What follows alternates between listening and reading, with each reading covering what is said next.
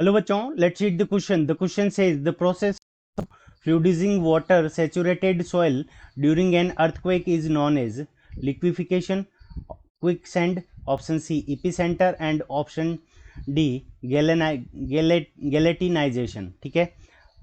सो इस क्वेश्चन के अंदर हमें क्या दे रखा है कि the process of fluidising water saturated soil during earthquake, उसको हम क्या कहते हैं. सो इस क्वेश्चन को करने के लिए हम क्या करते हैं, की कंसेप्ट लगाते हैं. सो की concept.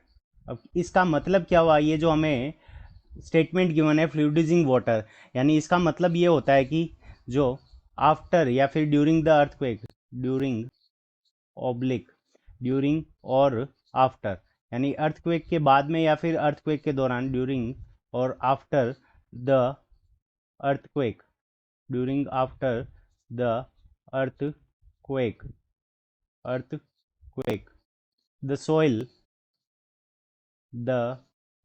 soil loses, the soil loses, the soil loses it, the soil loses its strength. यानी जो रेत है हमारी, वो क्या कर देती है, अपनी स्ट्रेंथ को क्या कर देती है, लूज कर देती है. Strength to hold, to hold, to hold और सपोर्ट.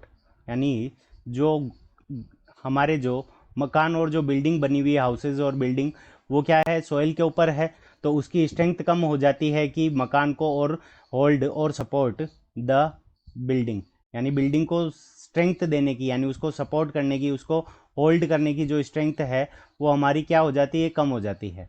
और इसी को ही हम क्या कहते हैं, इसी को हम कहते हैं लिक्विफिकेशन.